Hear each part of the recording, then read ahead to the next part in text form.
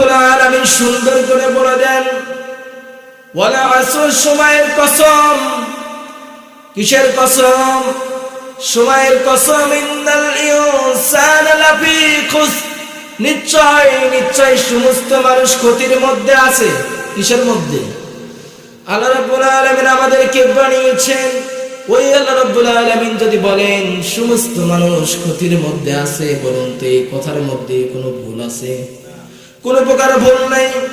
একজন মিস্ত্রি যখন একটা চেয়ার বানায় কিংবা টেবিল বানায় কিংবা কোনো ঘর বা বাড়ি বানায় কিংবা বিল্ডিং বানায়, বানানোর পরে ওই মিস্ত্রি যদি বলে এই বিল্ডিং, এই চেয়ার, এই টেবিল, এই বাড়িটা আগামী 1 বছরের মধ্যে ভেঙে যেতে পারে, আচ্ছা বলুন তো ওই বিল্ডিং, ওই চেয়ার, ওই টেবিল কি 1 বছরের বেশি যাবে না 1 বছরের মধ্যেই ভেঙে যাবে? 1 বছরের মধ্যেই ভেঙে যাবে।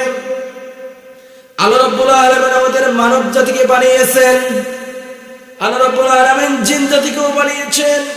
ওই আল্লাহ রাব্বুল আলামিন বলেন, ওয়াল আসরি ইন্নাল ইনসানা লাফি খুসর। ওই আল্লাহ রাব্বুল আলামিন বলেন সমস্ত মানুষ ক্ষতির মধ্যে আছে। কিসের মধ্যে আছে? যেই আল্লাহ আমাদেরকে বানিয়েছেন ওই আল্লাহ যদি বলে সমস্ত মানুষ ক্ষতির মধ্যে আছে, আচ্ছা বলুন তো এই কথার মধ্যে কোনো ভয় নাই এবং সন্দেহ নেই। যে ব্যক্তি সন্দেহ করবে ওই ব্যক্তি মুসলমান হতে পারে না। আমার ভাইয়েরা, আমার বন্ধুরা, আমার আল্লাহ রাব্বুল আলামিন বলেন, ইল্লাল্লাযীনা আমানু ওয়া আমিলুস সালিহাতি ওয়া তাওয়াসাউ বিল হাক্কি ওয়া তাওয়াসাউ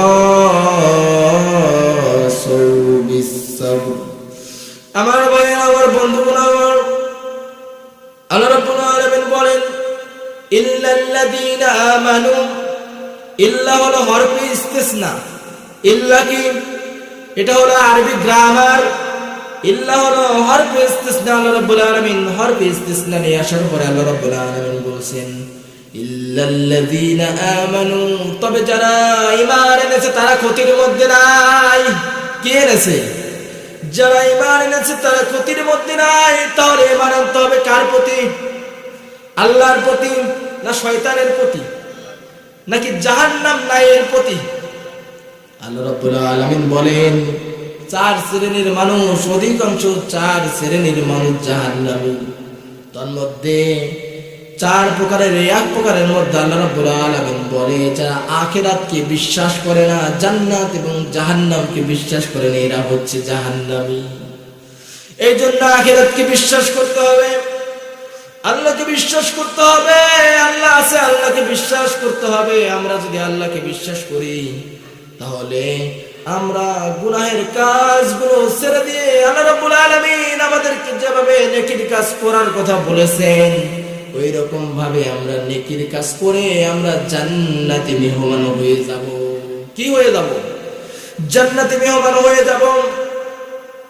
আমার ভাইরা, আমার বন্ধুরা, আমার আল্লাহ রাব্বুল আলামিন বলেন, ওয়া মা খালাকতুল জিন্না ওয়াল ইনসা ইল্লা লিয়াবুদুন। জোরে বলি আল্লাহু আকবার। আল্লাহ রাব্বুল আলামিন বলেন, আমি মানুষ এবং জিন বানিয়েছি আমার ইবাদতের জন্য, সুতরাং তোমরা আমার ইবাদত করো আর আমার জান্নাতের মধ্যে প্রবিষ্ট হও। এই জন্য আল্লাহ তাআলার ইবাদত করলে লাভ আছে না নাই? আমরা যদি আল্লাহর ইবাদত করি, আল্লাহ রাব্বুল আলামিন বলেন, ফাদখুলি ফি ইবাদি ওয়াদখুলি জান্নাতি। জোরে বলি আল্লাহু আকবার। আল্লাহ রাব্বুল আলামিন বলেন, ফাদখুলি ফি ইবাদি, তোমরা আমার ইবাদতের মধ্যে ঢোকো, আমি তোমাদেরকে জান্নাত দেব, জান্নাত দেব, জান্নাত দেব। এই জন্য জান্নাতে যেতে হলে ইবাদতের মধ্যে ঢোকার দরকার আছে না নাই? ইবাদত করার দরকার আছে না নাই? শুধু নামাজ পড়লে জান্নাতে যাওয়া যাবে না, শুধু দাড়ি রাখলে জান্নাতে যাওয়া যাবে না, শুধু হজ করলে জান্নাতে যাওয়া যাবে না। জান্নাতে যেতে হলে আমাদেরকে সুদ মুক্ত থাকতে হবে। কি মুক্ত? সুদ মুক্ত থাকতে হবে, জিনা মুক্ত থাকতে হবে। বাড়িতে টিভি রাখা যাবে না। বর্তমানে বাড়িতে টিভি আছে না নাই?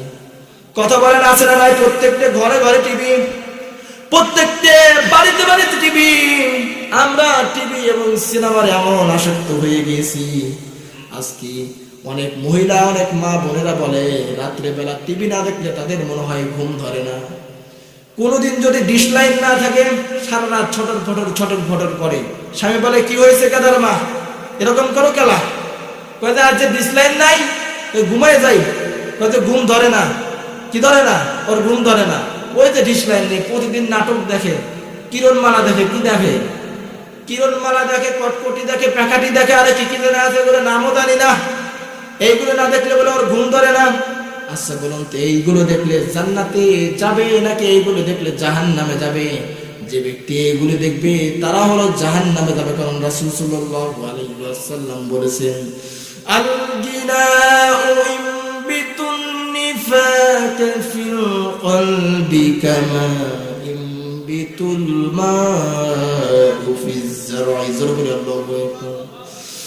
রাসূল সাল্লাল্লাহু আলাইহি ওয়াসাল্লাম বলেছেন যারা নাটক, সিনেমা, গান দেখে তাদের অন্তরকে আল্লাহ রাব্বুল আলামিন এমন ভাবে নিফাকের আলামত দিয়ে ভরে দেয়, যেমন করে পানি ফসলাদি উৎপন্ন করতে সাহায্য করে। এই জন্য গান দেখার দরকার আছে না নাই? নাইকা, কোনো দরকার নাই।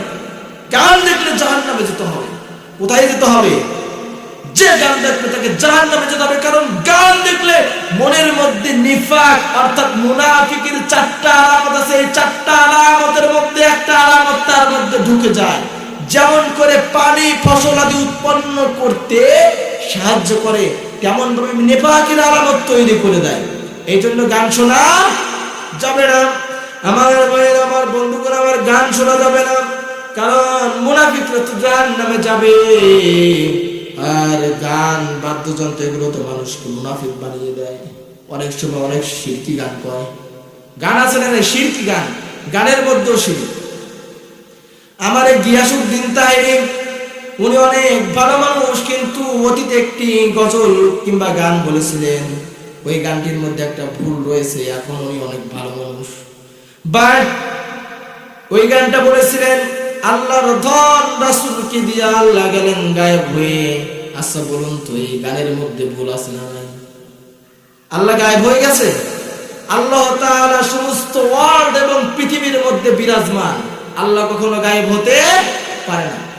বাট মানুষের মধ্যে ভুল, মানুষের মধ্যে ভুল। এই ভুলটা আমার মধ্যেও হতে পারে। উনি একজন আলেম মানুষ, আমি ওনাকে ছোট করবো না, ওনাকে ছোট করার মতো শক্তি আমার নেই। এরপরেও মানুষের মধ্যে ভুল হতে পারে, এই জন্য গান শোনা যাবে না। এরকম হাজার হাজার লক্ষ লক্ষ কোটি কোটি শিরিক আছে।